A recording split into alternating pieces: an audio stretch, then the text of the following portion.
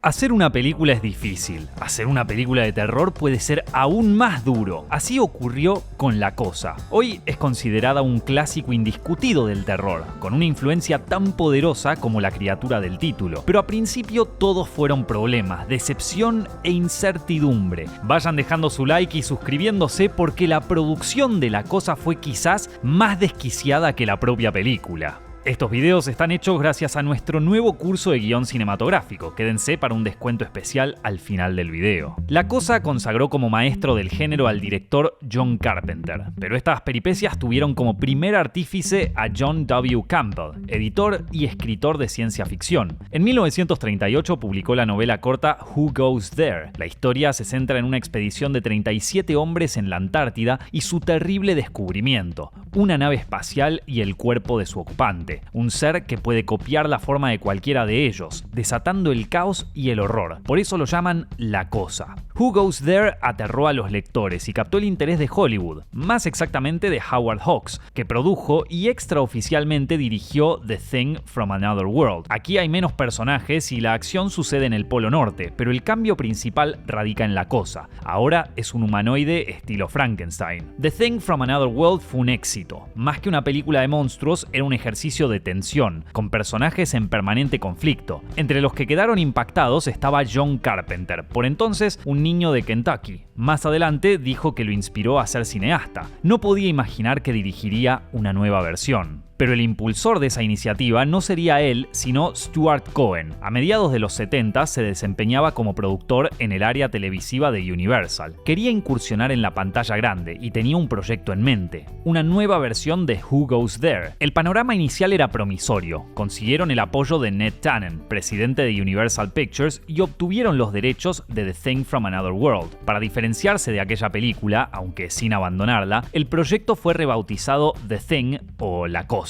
Pero lo más difícil fue encontrar el director adecuado. Cohen recordó a su compañero más talentoso en la Universidad de Cine de California, el mismísimo Carpenter, que para 1976 era un director ascendente. En su ópera prima, Dark Star, incluía un extraterrestre, pero de un aspecto cómico acorde con la historia. Luego realizó Asalto en el Precinto 13, un thriller acerca de personajes encerrados toda la noche en una comisaría a merced de pandilleros homicidas. Cohen lo quería para dirigir La Cosa, pero Universal se opuso. Consideraban que era un ignoto. El productor debió buscar otro candidato y dio con Tobe Hooper, realizador de La Masacre de Texas. No le gustaba el texto de Campbell, así que presentó otra idea, una historia sobre un individuo que caza un extraterrestre gigante. A Cohen y sus colegas no les gustó en absoluto y Hooper fue despedido igual de rápido que fue contratado. Los productores hicieron otro intento con John Landis, pero tampoco prosperó. Ante un panorama tan incierto, La Cosa entró en una nebulosa conocida como el infierno del desarrollo. Esto es cuando una película está autorizada a desarrollarse por la productora, pero nunca logra avanzar por distintos problemas que ocurren. Todo cambió en 1979, cuando 20th Century Fox estrenó Alien. La mezcla de terror y ciencia ficción orientada a un público adulto resultó un éxito comercial y artístico, y además tenía personajes lidiando con un ser espacial en un paraje inhóspito. Eso convenció a Universal de volver a apostar por La Cosa. Esta vez ni Cohen ni el estudio tenían dudas. Le ofrecerían la dirección a Carpenter, que para ese momento había triunfado con Halloween y La Niebla. En ambos films se evidenciaba su preocupación por el aislamiento, con personajes que deben aliarse para enfrentar una amenaza imbatible. Además, en Halloween había una referencia a The Thing from Another World. Los personajes la ven por televisión y también genera un paralelismo con la trama, ya que en ambos casos hay un monstruo que acecha desde las sombras. Cohen se acercó a Carpenter para hablarle de The Thing. La respuesta del director fue un rotundo no, pero no fue porque estuviera enojado con que no lo contrataron antes. Carpenter amaba demasiado la película de Hawks como para rehacerla. El productor le explicó que no sería una remake, sino una adaptación más fiel de Who Goes There. Carpenter mantuvo su negativa. Cohen insistió en que leyera la novela corta de Campbell. El realizador aceptó de mala gana para sacarse de encima a su ex compañero de universidad, pero quedó alucinado. Le intrigó la naturaleza mutante de la criatura y la paranoia de los personajes, al punto de que nadie está seguro de la identidad del otro. Viendo que podía ser suyo el material, Carpenter firmó para dirigir La Cosa.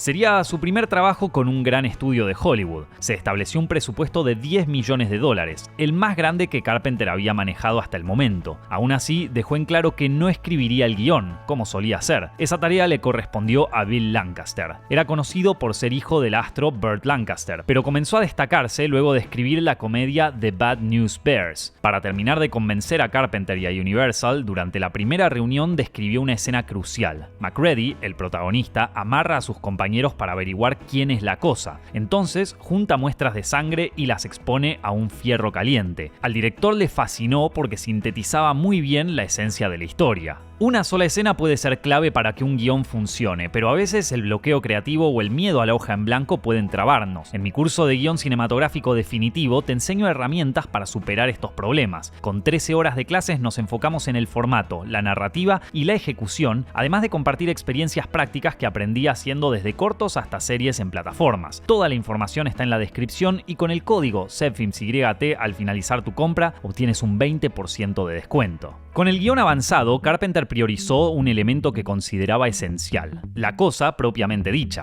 El presupuesto destinado a los efectos especiales de maquillaje fue de $200.000, una cantidad buena, aunque el guión requería de un arduo trabajo en esa área. Era preciso encontrar un profesional que también supiera hacer mucho con poco. El director acudió a Rob Bottin, con quien había trabajado en La Niebla. Allí, el prodigio de apenas 21 años no solo maquilló, sino que hasta interpretó a uno de los fantasmas vengativos. A Bottin le encantó la propuesta de la cosa y se reunió gustoso con Carpenter para reimaginar al monstruo. El director sabía que cambiaría de forma constantemente, pero consideró que tuviera una apariencia distintiva cuando no copiara otros organismos. Por el contrario, el artista de maquillaje le dijo que esa entidad era capaz de parecerse justamente a cualquier cosa. Al haber viajado por el cosmos, podía mutar según la ocasión y recuperar características de otros seres que había imitado. Carpenter estuvo de acuerdo. Para terminar de convencerlo a él, a los productores y a todo Universal, Bottin armó unos bocetos detallados. Allí presentó al alienígena desplegando tentáculos, estómagos con fauces y otros elementos viscosos propios del mismísimo infierno. Todos quedaron asqueados y cautivados. Para completar el equipo técnico, Carpenter pudo contar con más colaboradores de sus películas previas, como el director de fotografía Dean Candy y el editor Todd Ramsey. Pero lo más laborioso fue reunir al elenco. Para MacReady, el protagonista, Universal propuso nombres ya establecidos, como Jeff Bridges y Nick Nolte, pero el director ya tenía su candidato, Kurt Russell. Habían trabajado juntos en Elvis y Escape de Nueva York, y eran grandes amigos. El estudio aceptó, ya que se había convertido en una cara famosa. El reparto se completó mayormente con actores poco conocidos o que debutaban en el cine, como Keith David, que interpretó a Childs. Cada intérprete tuvo la oportunidad de elegir un papel según su afinidad. Por su parte, Bottin quiso personificar a Palmer, el mecánico del grupo. Carpenter le explicó que ya tenía demasiada tarea con los efectos. Para que los actores aprendieran a familiarizarse con sus personajes y entre sí, Carpenter pidió 2 semanas completas de ensayos en un estudio de Universal. Vale mencionar a Jed, el perro husky siberiano que representó a la primera encarnación de la cosa en la película. Sus movimientos fueron coordinados por un entrenador. Con actores y técnicos contratados, la preproducción de la cosa estaba en plena marcha. Todos querían hacer una gran película que podría cambiarles la vida para siempre. Pero no bien inició el rodaje, empezaron los inconvenientes. Bottin era considerado un genio y lo acompañaban asistentes, pero trabajaba de manera desorganizada. El presupuesto se hizo insuficiente, por lo que el estudio designó más dinero, pasando de los $200.000 iniciales a un total de $750.000. Pero eso tampoco alcanzó y fue preciso invertir $1,5 millones, una cantidad generosa incluso para un blockbuster de esos tiempos. Los costos también aumentaron en el área de efectos especiales, que incluían nieve y explosiones. La cosa terminó cerrando su presupuesto en $15 millones,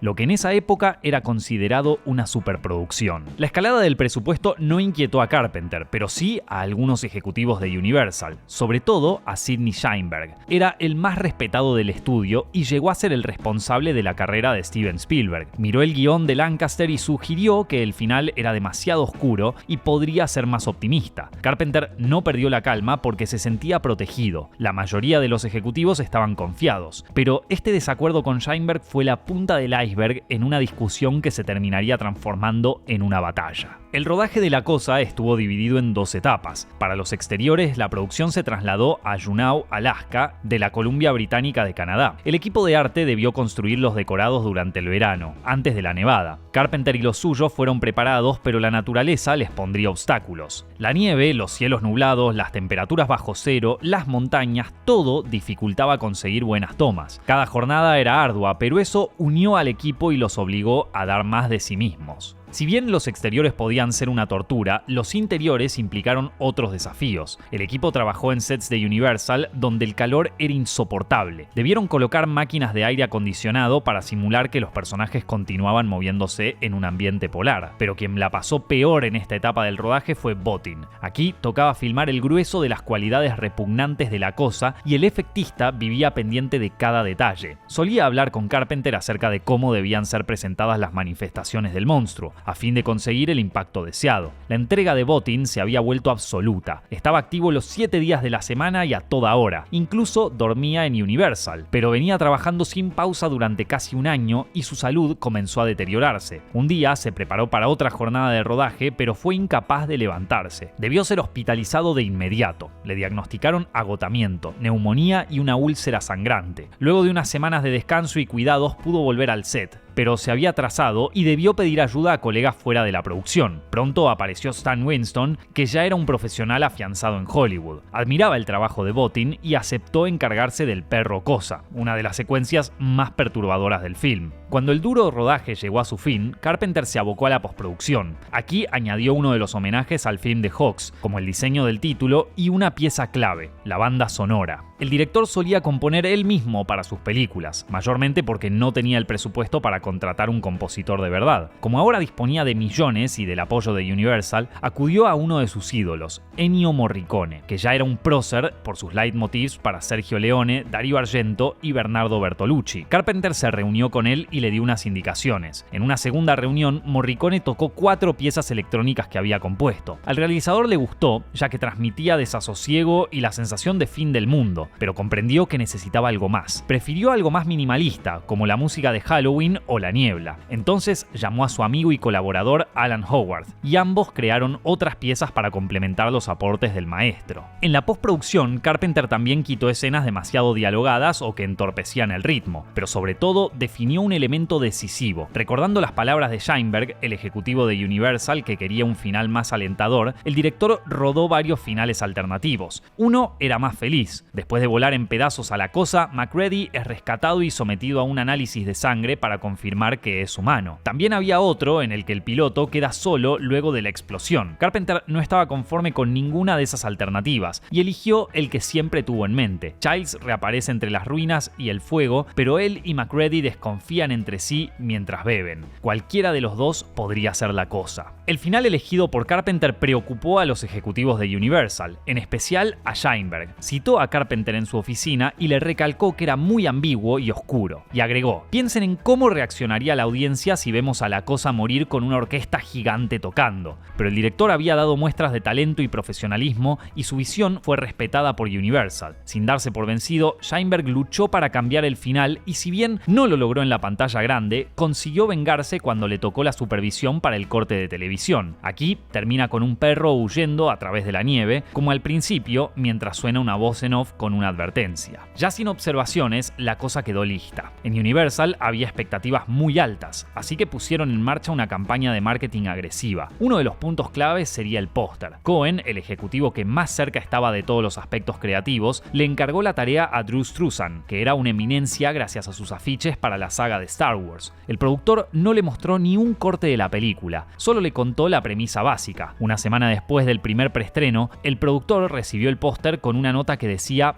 es este. Struzan había dibujado una figura en un entorno helado, mientras que de su capucha surge una luz enceguecedora. A Cohen no le gustó nada, a Carpenter menos. Les parecía digno de una película de bajo presupuesto, como un slasher. Habían hecho una película que evitaba el tópico del hombre disfrazado de monstruo y esa imagen mostraba un hombre con un traje. Pese a las quejas, Universal ya había aprobado el póster. El estreno de La Cosa fue pautado para el 25 de junio de 1982. La confianza seguía siendo importante, aun cuando ese mismo día se estrenaría otra ambiciosa propuesta de ciencia ficción adulta, Blade Runner. Normalmente en estos videos contamos lo tortuoso que fue el rodaje de una película, pero lo grande que fue la recompensa en el estreno. Este no fue el caso de La Cosa.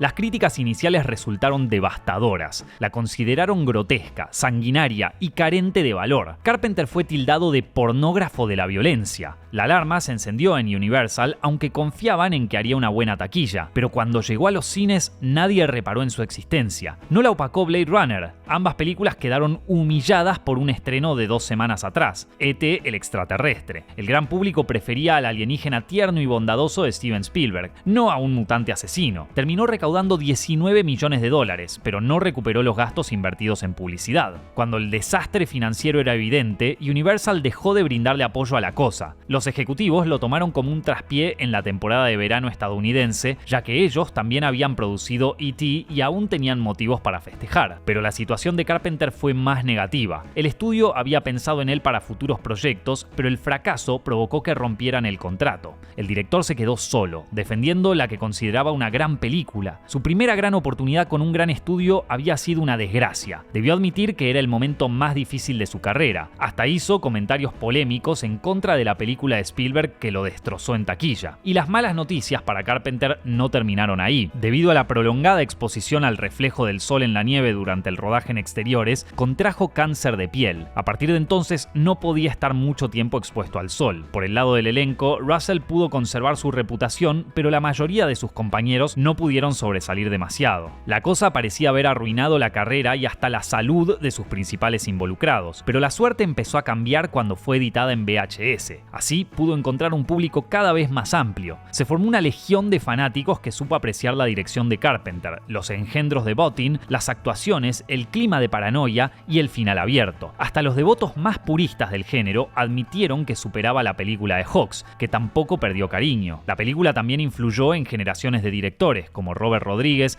James Gunn, Andy Muschietti y Quentin Tarantino. De hecho, Tarantino recuperó parte de la banda sonora de Morricone que había sido descartada y la usó en The Hateful Eight. Por ese film, el mítico compositor italiano ganó su único Oscar. Por otra parte, La Cosa tuvo una secuela en formato de videojuego y una precuela homónima en 2011, que relata lo sucedido en el campamento noruego antes de los sucesos del film original. En medio de esta reivindicación, Carpenter pudo seguir adelante. Ni el fracaso inicial ni el cáncer de piel detuvieron una trayectoria marcada por más películas personales e incisivas. Tuvo sus idas y vueltas con Hollywood, pero encontró lugar en la industria y en el corazón de los fanáticos. Hasta se dio el lujo de hacer su propia película con un extraterrestre bueno, Starman. Bottin también siguió adelante. Plasmó sus invenciones en clásicos como Robocop y en Seven. También fundó su propia compañía, Rob Bottin Studio, pero en los últimos años dejó de ser convocado por el cine y la televisión. La preponderancia de los efectos digitales lo forzaron a retirarse. La revancha de La Cosa también benefició a Struzan. Su cuestionado póster se volvió representativo del film. El artista sorprendió al revelar que lo había dibujado en apenas 24 horas. Y en medio de las caídas y resurrecciones, el final de la película sigue siendo motivo de debate. ¿Quién es La Cosa? ¿MacReady? ¿Childs? ¿O ninguno de los dos? Carpenter dijo tener la respuesta, pero aclaró que nunca la va a revelar. La Cosa surgió de la literatura en los 30, mutó al cine en los 50 y adquirió la multiforma definitiva en los 80. Demandó el talento y el esfuerzo de un director notable y su equipo no menos virtuoso. Al principio fue incomprendida y pareció estigmatizar a sus culpables, pero terminó imponiéndose como un clásico de terror y del cine a secas. Eso sí, nos hace desconfiar para siempre de las personas, de los perros, incluso de nosotros mismos. Cuando se trata de películas de culto, es común escuchar a críticos de cine y espectadores por igual decir que estas películas no podrían hacerse en los tiempos que corren. Pero Heathers no solo le hace honor a esa triste frase, que ya es casi un cliché de esta época, sino que hasta podríamos decir que juega en otras ligas,